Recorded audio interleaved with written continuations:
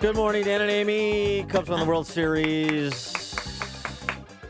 The long wait is over. Despite Peggy Kuskinski saying they would have to wait till next year. She didn't say that. That's conjecture on your part. No, She's saying that this is a dynasty in the making. It wasn't conjecture on my part. It was misrepresenting what she said. It was worse than conjecture. All right, well, here, real quickly, Bill Murray, you know, we talked about how at Game 6 he gave this woman a ticket. She's an Evanston, Illinois native.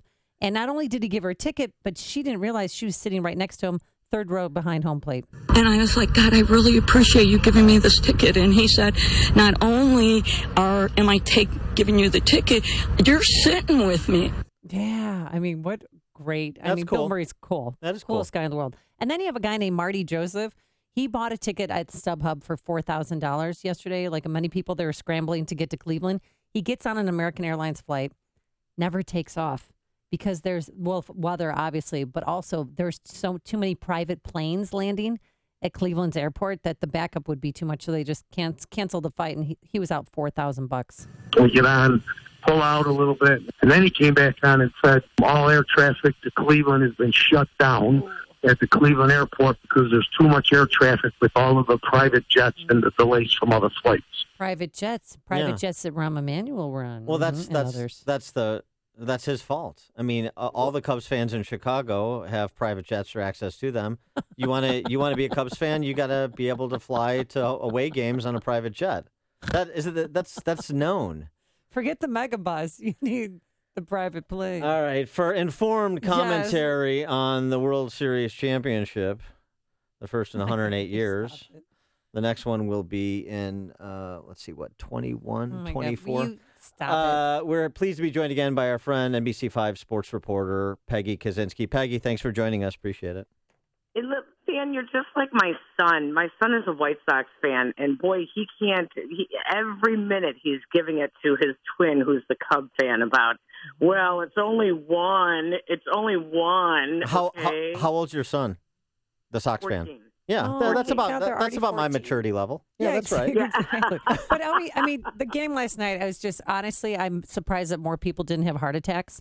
I know a few people had panic attacks, and I'm not kidding you, ambulances had to respond to them.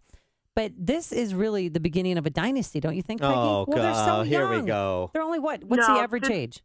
Absolutely. Here's the thing. It's not so much a dynasty because, you have to actually win them to in the making.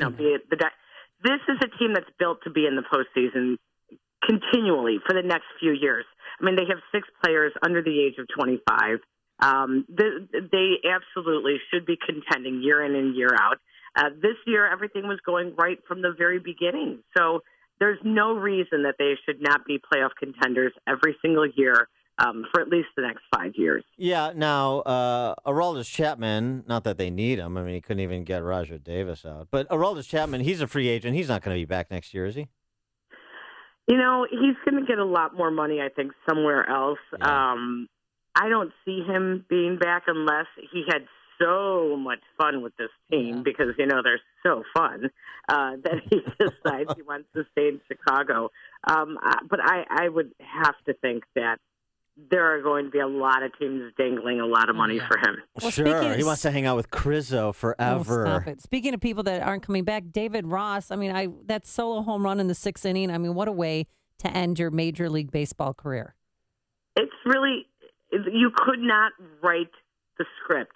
A backup catcher who has become so beloved in Chicago in 2 short years being here.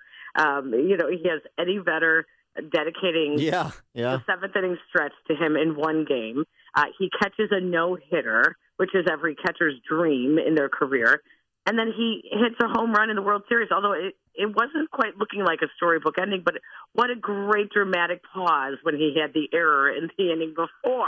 I mean, the whole story of David Ross just blows my mind because it's pretty funny. How old it's is an he? incredible 39? story. 39, the oldest player he's to in his hit early a home... 60s. No, he's not in his 60s. Does he have his ARP card, Peggy?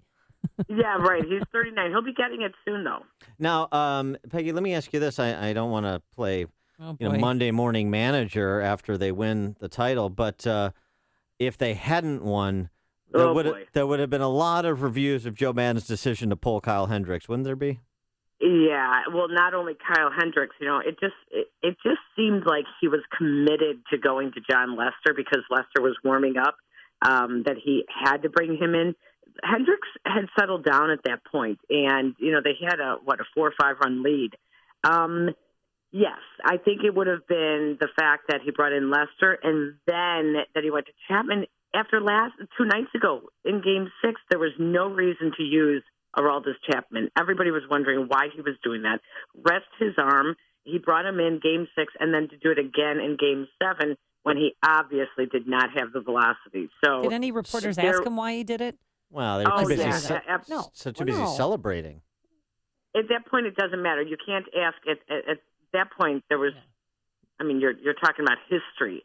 That kind of trumps the question of why did you do it. But, Dan, you're right, though. It absolutely would have been. The biggest issue would have been, did Joe Madden lose it? So will you be the first to call for Joe Madden's termination because of that decision? Oh, my goodness, no. It's baseball. These are the things that, happen in a baseball game. Listen, I still smell like champagne. Yeah, I saw you in the locker room last night. How fun was that? I'm not sure how fun it was because it might have been the smallest area I've ever been in for a locker room celebration, and they certainly did not want us in there. They were dropping lots of naughty words, and but it was really cool just to be able to witness history and to say that you were there for it. Oh, that's great. And then you're not only, covering them. You were a fan. Didn't you used to ditch school to go to Cubs games when you were a kid? Gosh, Amy, who told you that? I don't know. Please. Wow. Listen, I grew up both a Sox and a Cub fan, but when I was in high school, absolutely. We used to get out of my Spanish class from Res High School, take the bus to the Addison bus, and then go to games, and get a couple bucks to get into the bleachers, and then I'd wait to get a picture of Bill Buckner afterwards. So, yeah, I was a big Cub fan. I have kind of steered away from the Cubs. More towards the South Side team as an adult. Nice. But yeah, I certainly appreciate this, and it means so much to my family, who are huge Cub fans. So it's been really a great experience. And you have like 18 brothers and sisters? Or what? How many?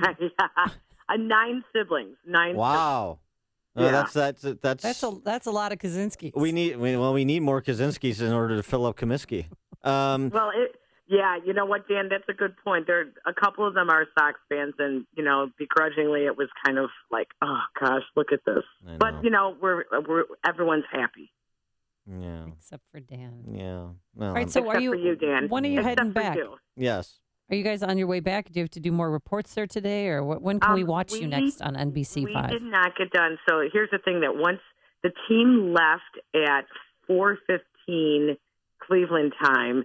And we left about a half hour after them to go back to the hotel. So 4:45, we got back to the hotel about 5:15. So give us a little bit of kind of inside dirt on the Cubs. I mean, no, it's like when you do with baseball. With Hawks championships too. It's like who is unlikely to be back as they reconstitute the team to go for it again. So certainly Aroldis Chapman unlikely to be back. Anybody else that's part of that nucleus besides David Ross?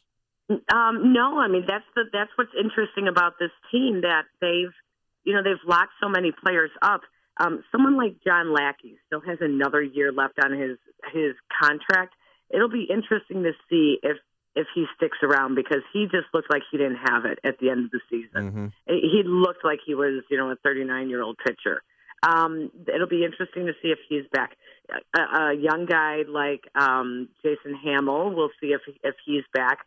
There could be some options in the starting rotation with this team. So otherwise, the position players, everyone's locked up. That's why we say this is a team that could contend for years on because they're so young. Now, Chicago's a big government Democrat town. They believe in redistribution. So I wonder if there's a possibility that the Sox will get redistributed some of the players from the Cubs to make them more competitive. Yeah, there's been a lot of talk about that. Is Dexter Fowler a player that he came back on that 1-year deal? He could hit the market again. Looks like a player that the Sox might be interested in. One of the pitchers, you could look at the same thing. this is going to be an interesting offseason for the White Sox to see, what they do with their team. But I'd much rather talk about the Cubs right now. This is their please. moment. I understand. All right, so was there one thing from last night that you'll hold close to your heart or anything that happened that we didn't see on NBC5 News? No, you know what? I think it was more just gosh, Amy, the dramatic ups and downs in that game was absolutely so typical of what the Cub fans had been waiting for so long. And then to have this jump out to this lead and you get excited about your team again. And then they lose the lead and then you're like, oh no, here we go. And then it starts raining. I mean, pouring rain. Everyone just looked at each other and thought, oh, this is so typical of how this game is going to go. I'm very impressed with how they came back, though. The momentum was definitely in Cleveland's way when the rain delay hit, and to have Jason Hayward gather the team together in the weight room, the entire team in the weight room during that short rain delay, and give them a little motivational speech, really is just stuff that you read about. All right. And maybe Penn Zobrist will give you a ride in his new Camaro. Ride you to the parade. How about that? All right. She is Peggy Kuskinski, NBC5 sports reporter. Peggy, thanks so much for joining us. Appreciate it. Anytime, guys. Yes, thank you. And get some sleep, all right? She joined us at our turnkey.pro answer line.